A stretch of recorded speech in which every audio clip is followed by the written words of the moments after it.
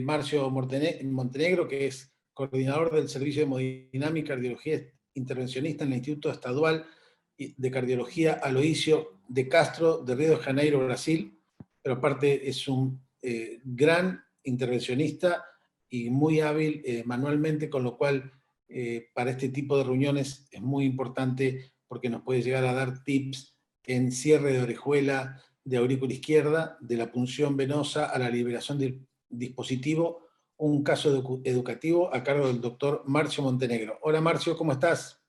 Hola Omar, mucho gusto hablar con usted, con Aníbal. Este año no pudimos encontrar en las jornadas, estoy muy triste acá en Brasil, lejos de ustedes. Após esta fantástica charla de Juan Granada, es muy difícil para nosotros hacer una presentación al mismo nivel, ¿no?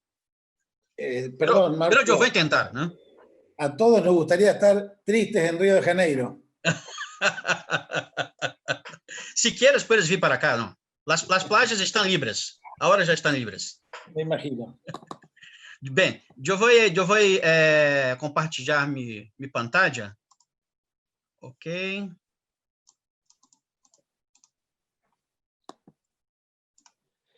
Ok. Entonces, mi presentación es sobre cierre de orejuela de aurícula izquierda, de la punción venosa, la liberación del dispositivo. Es un caso educativo y yo voy a intentar hacer un paso a paso, para el Fellows. Y primero yo gostaria de agradecer a Gabriel y Leandro por la invitación. Y este es mi conflicto. Yo voy a hacer un paso a paso que yo voy a separar en dos partes. La primera parte es la preparación de la cierre y la segunda parte es la cierre efectivamente de orejuela izquierda.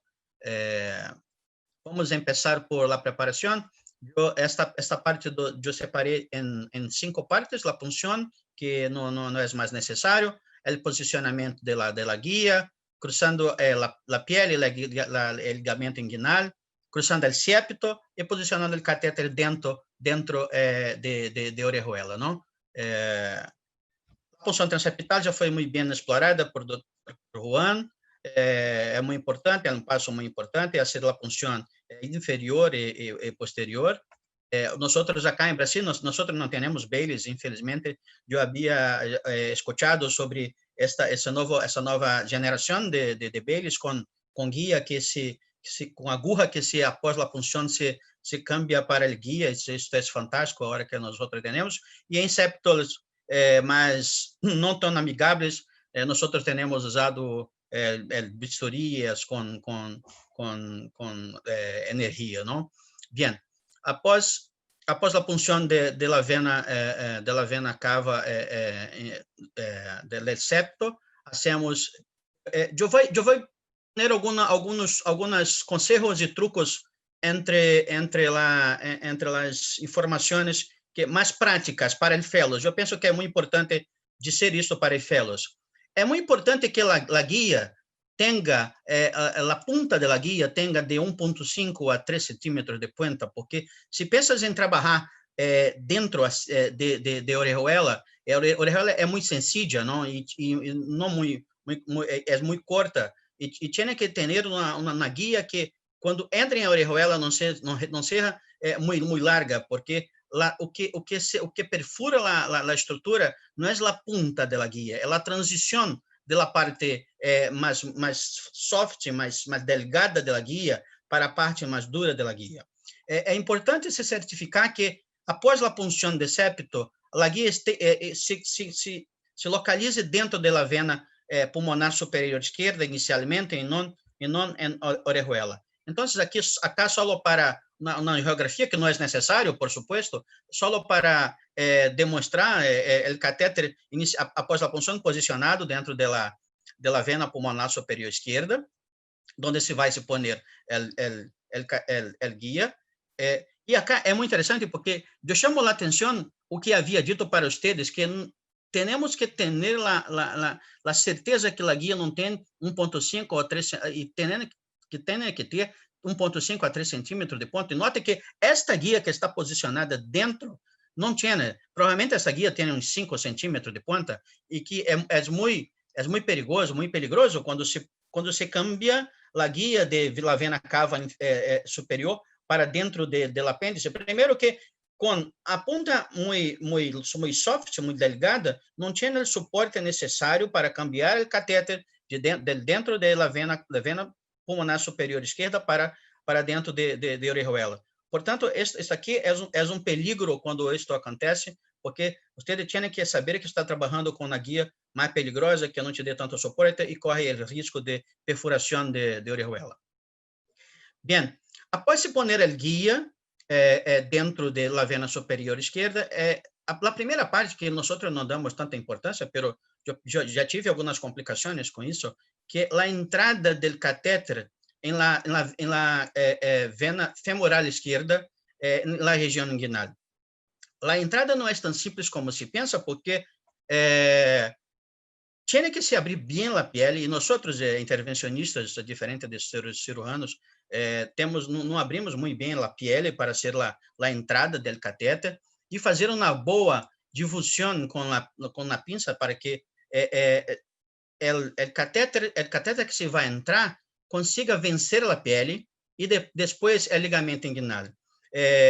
Se pode ser inicialmente, antes de entrar com o catéter de entrega, do catéter delivery, se pode usar um introdutor previamente curto, 10 frente ou 8 frente, para que já se faça um túnel por onde o catéter possa progredir após a colocação desse catéter inicial. Então, se faz um passo a passo, inicialmente com um catéter, com uma vaina 8 frente ou 10 frente, para depois entrar com o catéter de entrega 13 frente ou 12 frente, depende do dispositivo.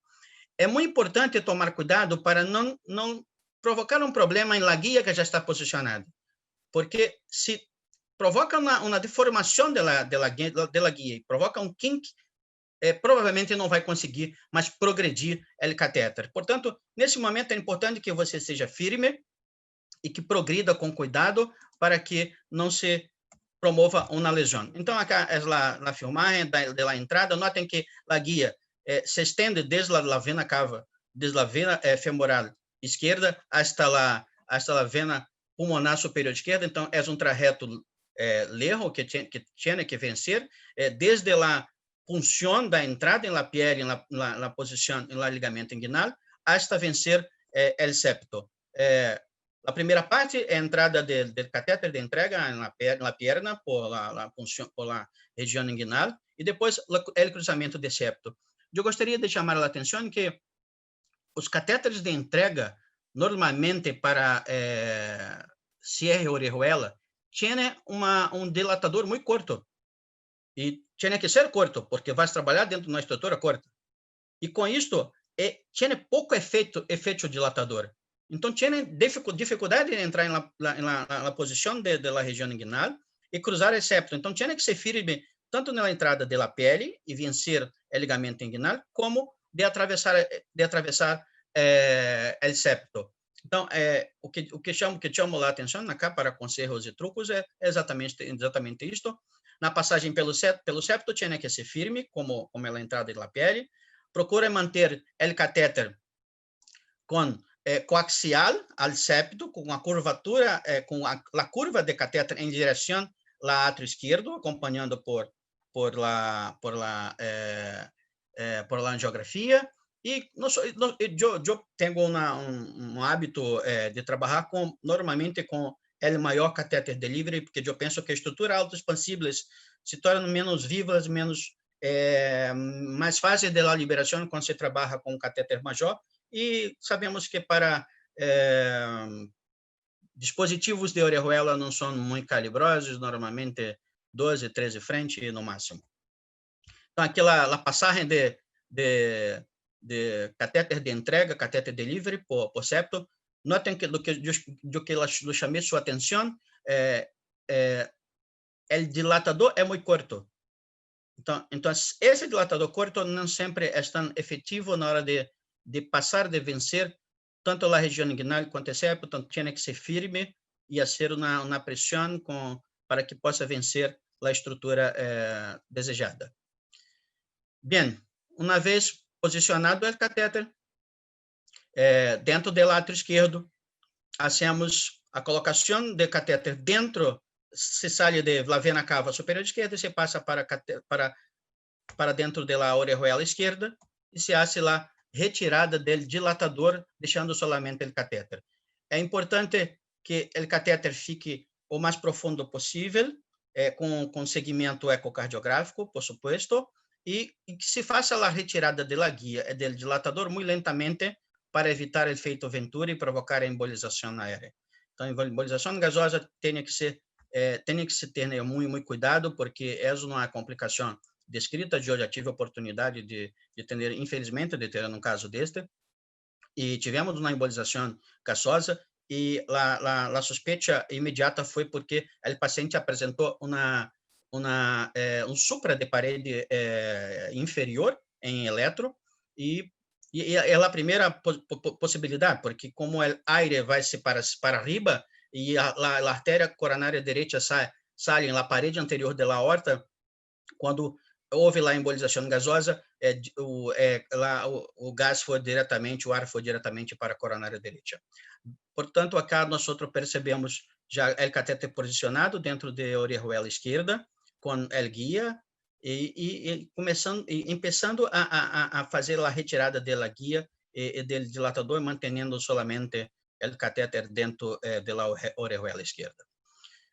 Portanto, agora já chegamos em el ponto para hacer o implante de dispositivo. Acá passamos para a segunda parte da charla, que é a angiografia do apêndice atrial esquerdo, de orejuela esquerda, e a escolha da projeção de trabalho. É muito importante o acompanhamento ecocardiográfico, a definição do tamanho, o sizing da prótese que nós vamos usar, e finalmente a oclusão, a cierre da orejuela. Bem, a angiografia, nós normalmente no dia a dia hacemos em oblíquo anterior esquerdo e oblíquo anterior direita, associando na posição cranial ou caudal, procurando a posição em que se observa melhor o colo, o cuello da orejuela, para que normalmente é a zona de aterrissagem para a prótese, no caso das próteses de Platzer Cardia Plug, e a outra projeção para que se possa ver o fundo em caso da Watchman. Então, acá temos caso de uma angiografia em que se observa bem tanto a profundidade quanto o cuello desta orejuela. Notem que este paciente está em ritmo sinusal. Esse outro paciente que nós temos hecho é caso em que o paciente está em fibrilação atrial, e podemos perceber o catéter de pigtail posicionado dentro da orejuela com a angiografia, que se pode perceber bem tanto a profundidade quanto o cuello de orejuela esquerda.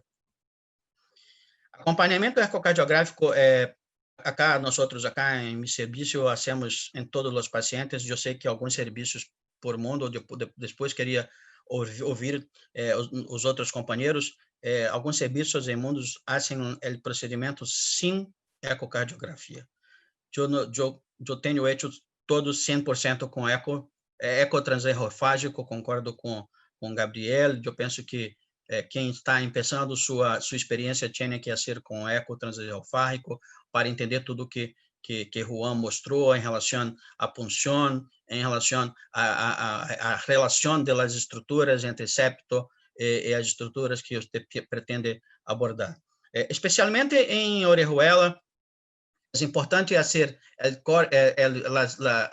as vistas básicas, que são a vista a 0 grado, em que pode ver muito bem o ligamento de Marshall, apêndice atrial esquerdo, e a artéria circunflexa fica por acá, por esta região, a 45 grados, 0,45, 90 grados, mais que 100 grados, em torno de 135 grados, neste caso, acá temos 114, 115 graus, para definir o sizing e qual prótese se vai utilizar.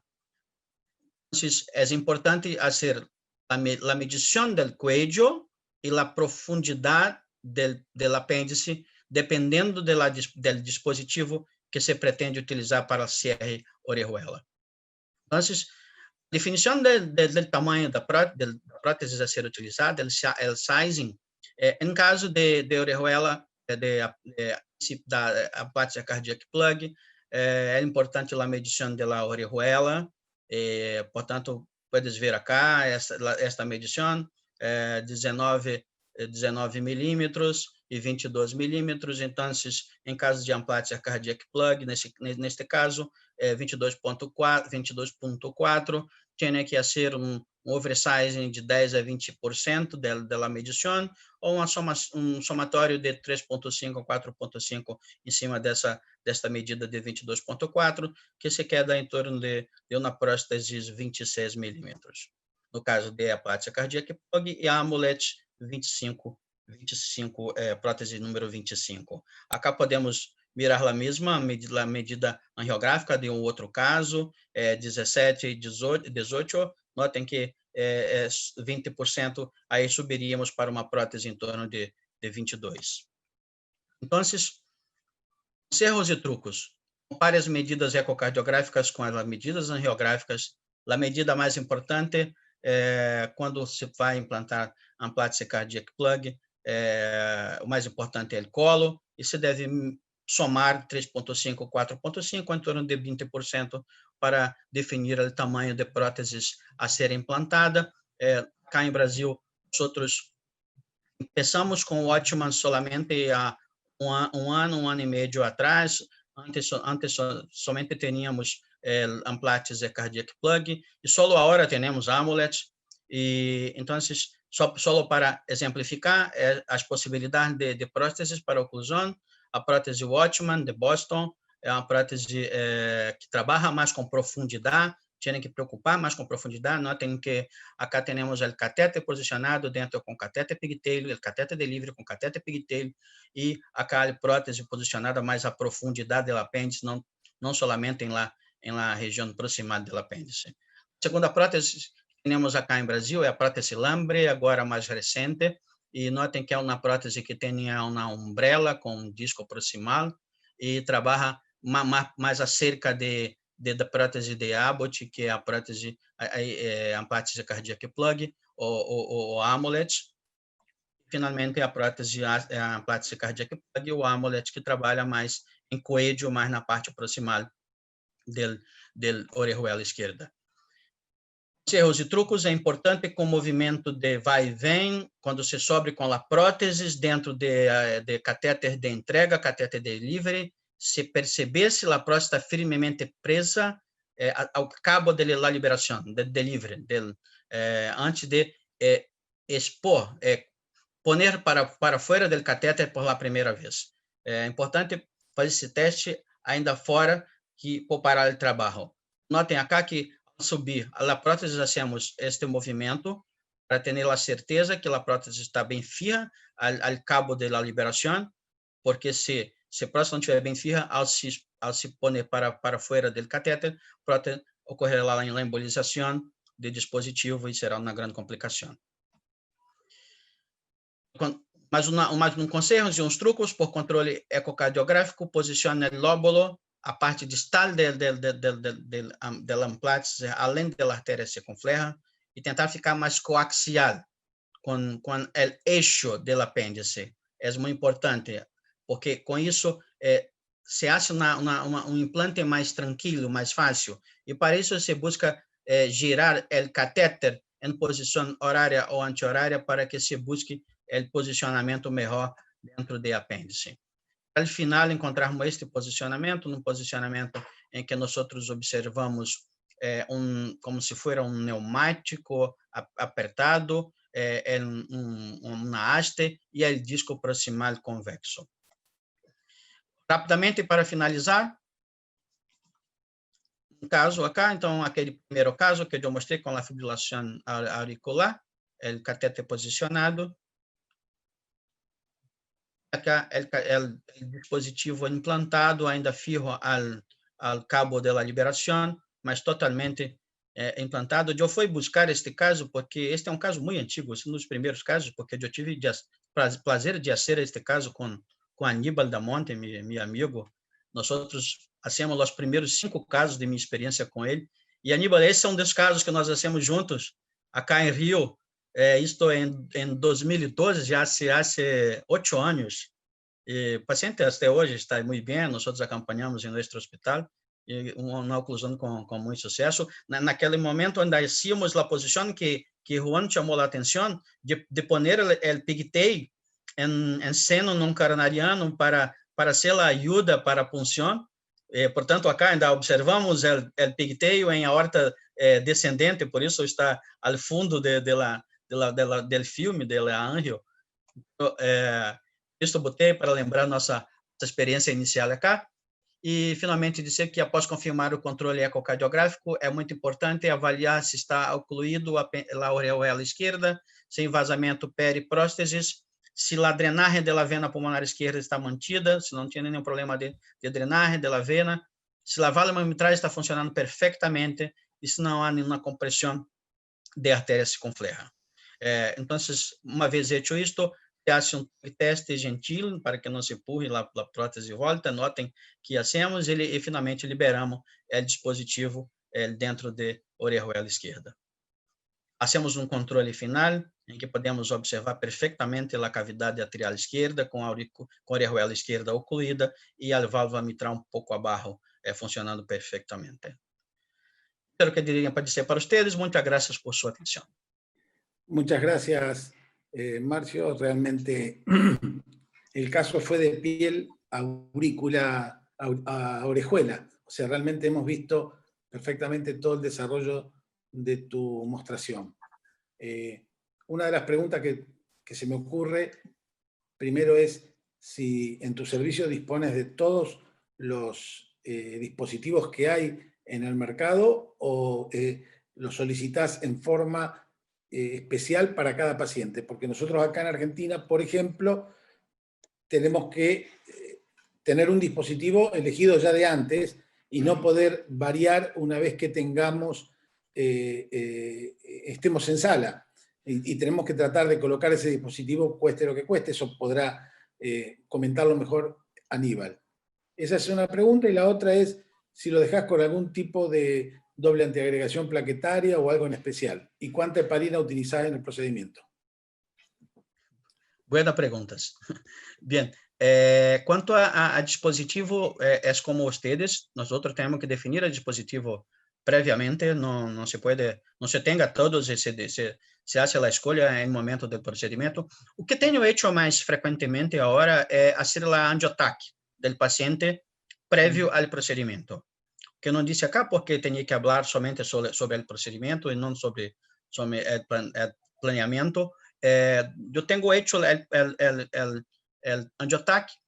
Quando angiotaque eu consigo definir a melhor anatomia e qual é o melhor dispositivo. Eu tenho muita facilidade com amplates e com amulets. É minha zona de conforto, e eu penso que quando temos uma anatomia mais hostil à prótese que vocês estão mais acostumados, cambia para a prótese mais adequada. Tem que fazer a conformação conforme a anatomia do paciente. Pero hacer el angiotaque previamente te da mucha información para hacer tu planeamiento, tu planteamiento para el procedimiento. É a primeira. A segunda, eu tenho mantido ainda hasta ahora com a aspirina e clopidogrel, como a maioria das pessoas. E, por fim, eu tendo a manter, isso é muito importante, o procedimento dentro de átrio esquerdo, de aurícula esquerda, manter a anticoagulação acima de 250. Isso tem que ser psicótico, hacer la controle para que não tenha problemas com formação de coágulo de trombos.